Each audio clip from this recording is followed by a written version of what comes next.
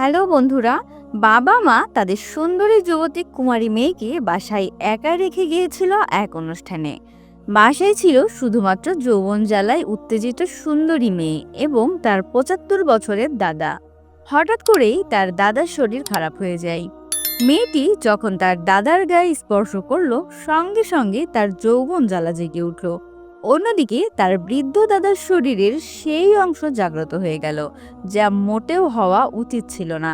অতঃপর মুহূর্তেই বৃদ্ধ মেয়েটিকে শক্ত করে ধরে বসলো এবং সুযোগ পেয়ে মেয়েটি এবং সেই বৃদ্ধ দাদা ফাঁকা ঘরে লাইট বন্ধ করে সারা রাত এমন কিছু করলো যা জানলে আপনার গায়ের লোম দাঁড়িয়ে যাবে এবং আপনি নিজেকে কন্ট্রোল করতে পারবেন না যে কি করে ৭৫ বছরের দাদার গায়ে এমন শক্তি আসলো।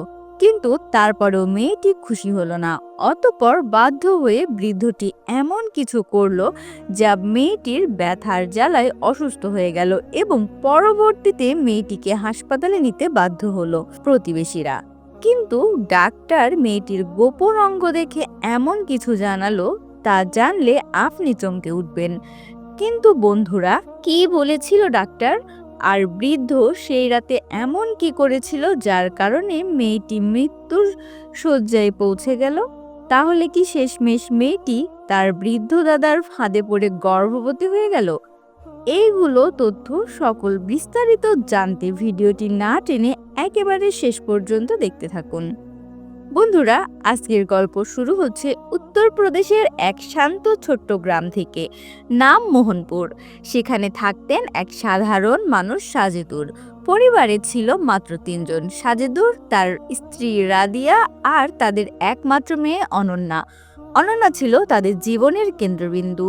তাদের প্রতিটি আশা, ভরসা, প্রতিটি স্বপ্ন অনন্যা এক ভবিষ্যতের সঙ্গে জড়িত ছিল। ছোট্ট থেকেই মেয়েটি পড়াশোনায় ভীষণ মেধাবী ছিল। গ্রামের স্কুলের পর সে ভর্তি হয় কাছের শহরের ইন্টার্ন কলেজে। সেখানে প্রতিদিন তাকে প্রায় ২ কিলোমিটার পথ হেঁটে যেতে হতো। অনন্যার একটা স্বপ্ন ছিল, সে ডাক্তার হবে। তার বাবা মা চোখে সেই স্বপ্নই হয়ে উঠেছিল সবচাইতে বড় লক্ষ্য। সাজেদুর ছিলেন মধ্যবিত্ত মানুষ। সংসারের আয় খুব বেশি না হলেও তারা একসাথে সুখে দিন কাটাতেন। সাজেদুর ও রাদিয়া ঠিক করে ফেলেছিলেন, যতই কষ্ট হোক মেয়ের স্বপ্ন পূরণে কোনো ঘাটতি রাখবেন না। বছরের পর বছর অনন্যা পরিশ্রম করলো এবং অবশেষে ভর্তি হয়ে গেল দিল্লির এক নামী মেডিকেল কলেজে। মেয়েকে এত দূরে পাঠানোর চিন্তায় সাজেদুর ও রাদিয়া দুজনেই অস্থির হয়ে পড়লেন। তারা ভাবলেন মেয়ের পড়াশোনার পাশাপাশি তার নিরাপত্তাও জরুরি, তাই তারাও দিল্লিতে গিয়ে থাকবেন। ঠিক তখনই সাজেদুরের মনে পড়ল পাড়ার এক পরিচিত বৃদ্ধর কথা, গফুর চাচা, যিনি অনেক বছর ধরে দিল্লিতেই থাকেন। চাচার বয়স প্রায় ৭৫। এক সময় তিনি সরকারি দপ্তরে কাজ করতেন। এখন অবসর নিয়ে একাই থাকেন শহরের এক পুরনো ফ্ল্যাটে। সাজেদুর একদিন চাচাকে ফোন করলেন, চাচা, আপনি তো দিল্লিতে থাকেন তাই না? আমাদের মেয়ে অনন্যা মেডিকেল কলেজে ভর্তি হয়েছে ওখানে। ভাবছি কয়েক মাস আপনার শহরে থাকবো, যদি জায়গা পাওয়া যায়। গফুর চাচা হেসে বললেন, আরে সাজেদুর, জায়গা খোঁজার কি দরকার? আমি তো এখানে একাই থাকি, আমার ফ্ল্যাটে পর্যাপ্ত জায়গা আছে। তুমি, বৌমা আর তোমার মেয়েকে নিয়ে চলে আসো। আমি একা থাকতে থাকতে ক্লান্ত হয়ে গিয়েছি, তোমরা এলে ভালোই লাগবে। সাজেদুর কিছুক্ষণ চুপ করে রইল, তারপর বলেন, চাচা, আপনি যদি সত্যিই অনুমতি দেন তাহলে আমরা চলে আসব। চাচা আনন্দের সঙ্গে বললেন, অবশ্যই সাজেদুর, তাড়াতাড়ি আসো। নিজের লোক আসবে, বাড়িতে আবার জীবন্ত হয়ে উঠবে। তারপর সপ্তাহখানিকের ভেতর সাজেদুর এবং রাদিয়া ও অনন্যা দিল্লির উদ্দেশ্যে রওনা দিলেন। গফুর চাচা নিজেই স্টেশনে গিয়ে তাদের স্বাগত জানালেন। ফ্ল্যাটে পৌঁছে সবার মনে হলো যেন এক নতুন অধ্যায় শুরু হলো জীবনে। সাজেদুর শহরে একটা ছোট চাকরি পেয়ে গেল। রাদিয়া সংসার সামলাতে লাগলেন আর অনন্যা প্রতিদিন কলেজে যাওয়া আসা শুরু করলো। গফুর চাচা একা থাকতেন, নিজেই রান্না করতেন। রাদিয়া একদিন হাসি মুখে বলল, চাচা, আপনি একা এত কষ্ট কেন করছেন? এখন থেকে আমাদের সাথেই খাবেন। চাচা হেসে মাথা নাড়লেন, ঠিক আছে বৌমা, এখন থেকে আমি তোমাদের বাড়ির এক সদস্য। এভাবেই তারা এক পরিবারের মতো চলতে শুরু করলো। সবকিছুই চলছিল শান্ত ও সুন্দর, ভালো। কিন্তু ঠিক তখনই একদিন গ্রামের বাড়ি থেকে ফোন এলো, রাদিয়ার মামার মেয়ের বিয়ে। তাই না গিয়ে উপায় নেই। কিন্তু সমস্যা হলো সেই সময়ে অনন্যার গুরুত্বপূর্ণ পরীক্ষা। সাজেদুর প্রথমে যেতে চায়নি, একলা মেয়েকে শহরে রেখে যাওয়া তার মন মানছিল না। কিন্তু আত্মীয়রা ফোনে বারবার বলছিল তোমরা না এলে সম্পর্ক রাখবো না। শেষমেশ রাদিয়া সিদ্ধান্ত নিলেন তারা ৪-৫ দিনের জন্য যাবেন, অনন্যা থাকবেন গফুর চাচার তত্ত্বাবধানে। সাজেদুর চাচাকে বললেন, চাচা আমাদের মেয়ে একা থাকবে, আপনি যদি একটু নজর রাখতেন। চাচা হাসি মুখে বললেন, সাজেদুর আমি তো আছি, তুমি নিশ্চিন্তে যাও, আমি অনন্যাকে নিজের নাতনির মত দেখে রাখবো। সাজেদুর ও রাদিয়া নিশ্চিন্তে যাত্রা শুরু করলেন, কিন্তু তারা জানতেন না এই নিঃস্বার্থ বিশ্বাস শীঘ্রই তাদের জীবনে এক অপ্রত্যাশিত মোড় ঘুরিয়ে দেবে। সেই সন্ধ্যায় সাজেদুর এবং রাদিয়া প্রস্তুতি নিয়েছিলেন বিয়ের জন্য। বাড়ির ভেতরে ব্যস্ততা, ব্যাগ গোছানো, জামা কাপড় প্যাক করা এবং সাজেদুরের বারবার ঘড়ি দেখছিলেন, মেয়ের দিকে তাকিয়ে তিনি বললেন, বেটি যদি কিছু প্রয়োজন হয় সঙ্গে সঙ্গে ফোন করবে, আমরা গ্রামে থাকলেও মোবাইল চালু থাকবে। অনন্যা হেসে বলল, বাবা আমি এখন ছোট মেয়ে নই, তোমরা চিন্তা করো না, আমি পড়া শেষ করেই ঘুমিয়ে যাব। তবুও সাজেদুরের মুখে চিন্তার ছায়া, মনে হচ্ছিল একলা মেয়ে, শহর এত বড়, আর এই সময়ে অনিশ্চয়তা। তিনি বারবার গফুর চাচার দিকে তাকিয়ে বলছিলেন, চাচা অনন্যা একা থাকবে, আপনি একটু খেয়াল রাখবেন। গফুর চাচা সান্ত্বনার ভঙ্গিতে হেসে বললেন, সাজেদুর তুমি নিশ্চিন্তে যাও, আমি তো পাশের ঘরেই থাকি, আমি নিজের মেয়ের মতোই অনন্যার খোঁজ খবর রাখবো। সাজেদুরের মুখে স্বস্তির ছাপ ফুটে উঠল। তারা দরজা বন্ধ করে বেরিয়ে গেলেন। ফ্ল্যাটের ভেতরে তখন নীরবতা নেমে এলো। ধীরে ধীরে শহরের আলো আঁধারি ভরে উঠল রাত। বাহিরের রাস্তায় গাড়ির হর্ন মিলেমিশে এক অদ্ভুত সুর তৈরি হচ্ছিল। দূরে কোথাও কেউ বেহালা বাজাচ্ছিল, আবার কোথাও একলা কুকুরের ডাক ভেসে আসছিল। অনন্যা বই খুলে বসেছিল, কিন্তু মন পড়া টানছিল না। মনে হচ্ছিল ঘরটা আজ কিছুটা ফাঁকা, কিছুটা নীরবতা, কিছুটা ভারী। ঠিক তখনই দরজায় ধীরে টোকা পড়ল চেনা কণ্ঠ, বেটা অনন্যা আমি চলে এলাম, আজ রাতের খাবারে কি আছে?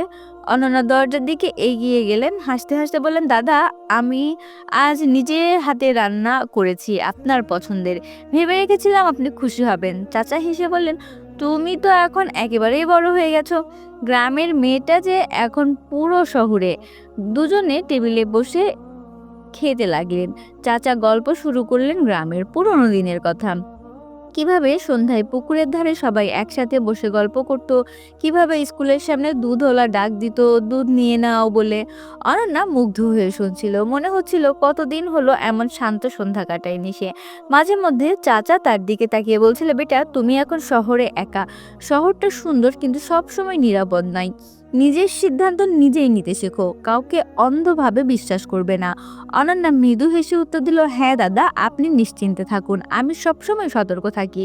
খাবার দাবার শেষ হলে অনন্যা বলল, আপনি একটু বিশ্রাম নিন, আজ সারাদিন তো অফিসে ছিলেন। চাচা মাথা নাড়লেন, হ্যাঁ আজ একটু শরীর খারাপ লাগছে, মাথা ব্যথা করছে। অনন্যা রান্নাঘরে চলে গেল, গ্যাসে পানি বসিয়ে চা তৈরি করতে করতে সে জানালার দিকে তাকালো। বাইরে বৃষ্টি পড়ছে, রাস্তার আলো ঝাপসা হয়ে গেল। দূরে ট্রেনের হুইসেল বেজে উঠল, মৃদু কিন্তু দীর্ঘ। চা বানিয়ে সে বারান্দায় গেল। দুজনেই চা হাতে বসে রইল, হালকা বাতাস বইছিল, চারপাশ নিস্তব্ধ। চাচা বললেন, তুমি একদম আমার মায়ের মতো হয়ে গেছো, এখন তো বড় হয়ে গেছো, শহরে একা থাকা সহজ নয়, কিন্তু আমি জানি তুমি পারবে, তুমি সাহসী মেয়ে। অনন্যা তাকিয়ে বলল, আপনার মতো মানুষের আশীর্বাদ থাকলে ভয় কিসের? চাচা মৃদু হাসলেন, কিন্তু চোখে যেন এক অচেনা চিন্তা। চা শেষ করেই দুজনেই চুপচাপ হয়ে গেলেন।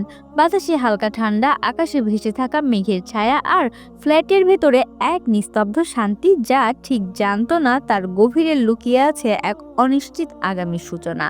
অনন্যা মাথা নাড়ল, তার চোখে এক অদ্ভুত কৃতজ্ঞতা আর সামনে ভয়। রাত এগিয়ে গেল, চাচা নিজের ঘরে চলে গেলেন, অনন্যা বই গুছিয়ে নিজের রুমে চলে গেল। দুজনেই নিজেদের মতো ঘুমিয়ে পড়ল। পরদিন সকালে অনন্যা তাড়াতাড়ি উঠে পড়ল, সে রান্নাঘরে নাস্তা তৈরি করছিলেন, কিন্তু চাচার ঘর থেকে কোনো আওয়াজ আসছিল না। দরজায় ধীরে টোকা নক নক করলেন, দাদা উঠে পড়ুন, আপনার অফিসে দেরি হয়ে যাচ্ছে। কোনো সাড়া নেই। সে আস্তে করে দরজা ঠেলে দেখলেন চাচা গভীর ঘুমে। হাসিয়ে মুখে বলল, দাদা আপনি তো পুরো সাজেদুরের মতো ঘুমাচ্ছেন। চাচা চমকে উঠলেন, আরে বাপরে এত দেরি হয়ে গেছে। দুজনেই হেসে ফেললেন। সকালটা আবারও আনন্দময় হয়ে উঠল। চা নাস্তা, তারপর চাচা কাজে বেরিয়ে গেলেন আর অনন্যা কলেজে। সবকিছুই যেন স্বাভাবিক মনে হচ্ছিল, কিন্তু কে জানতো এই স্বাভাবিকতার মধ্যেই এক অচেনা অস্বস্তি ধীরে ধীরে জন্ম নিচ্ছে, যে কয়েকদিনের মধ্যেই তাদের জীবনের মোড় ঘুরিয়ে দেবে। রাতটা ছিল ভীষণ গুমোট, দিল্লির বাতাস হালকা ধুলো আর দূরের ট্রাফিকের আওয়াজে মিশে এক অদ্ভুত নিস্তব্ধতা তৈরি হয়েছিল। ফ্ল্যাটের ভেতরে শুধু ঘড়ির টিকটিক শব্দ আর জানালার বৃষ্টির টুকটাক পড়া শব্দ। সেদিন সাজেদুর আর রাদিয়া গ্রামের বিয়েতে গেছেন।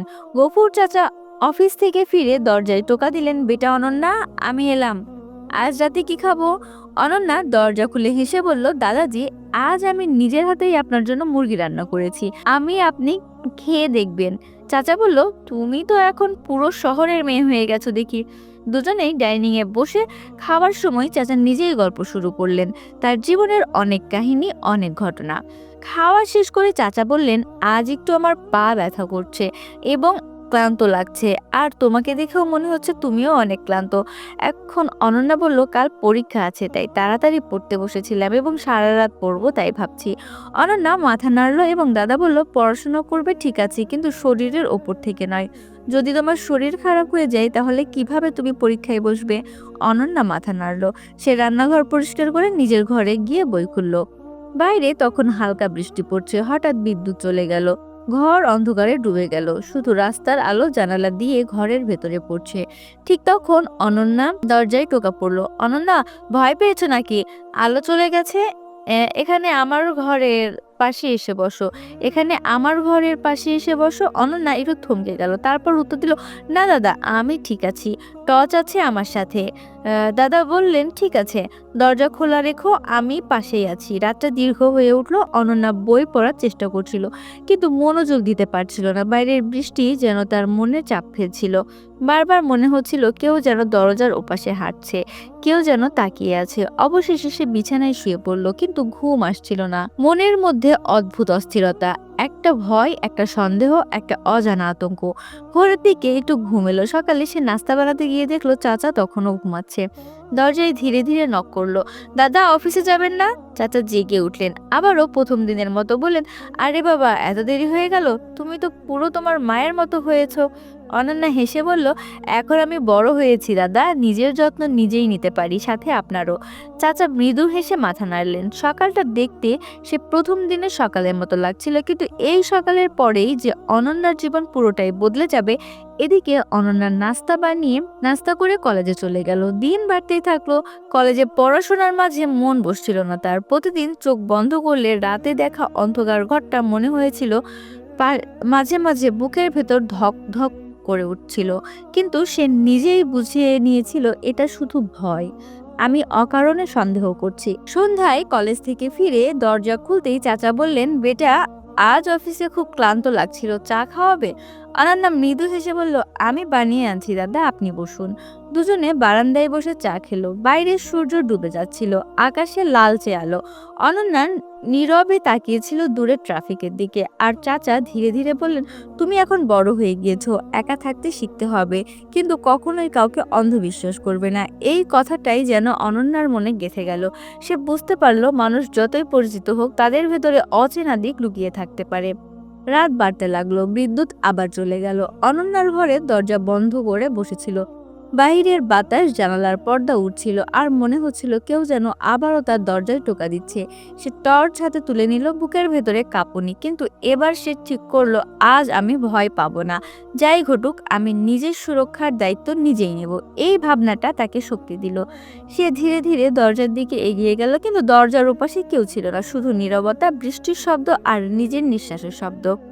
সেই রাতে অনন্যা ঠিক করলো, আগামীকাল সে তার বাবা মাকে ফোন করবে, সব কথা খুলে বলবে, কারণ চুপ থাকা কখনোই সমাধান নয়। কিন্তু সেই রাতে হঠাৎ করেই 4টার দিকে যখন অনন্যা দেখতে দেখতে গেল সে আসলে কে এসেছে, তখন সে কাউকেই দেখতে পেল না। কিন্তু হঠাৎ করে সে দরজা খোলা রেখে বিছানায় ঘুমিয়ে পড়ল। কিন্তু এদিকে তার দাদা সুযোগের অপেক্ষায় ছিল। যখনই মেয়েটি ঘুমিয়ে পড়বে, সাথে সাথে সেই সব কাজ করবে যা একজন বৃদ্ধর করা উচিত ছিল না। আর ঠিক তেমনই হলো।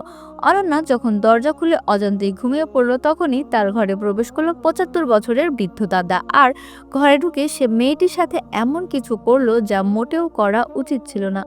এভাবে চলতে থাকলো প্রায় 4-5 দিন। হঠাৎ করে 6 দিনের মাথায় তার বাবা মা গ্রাম থেকে ফিরে এলো।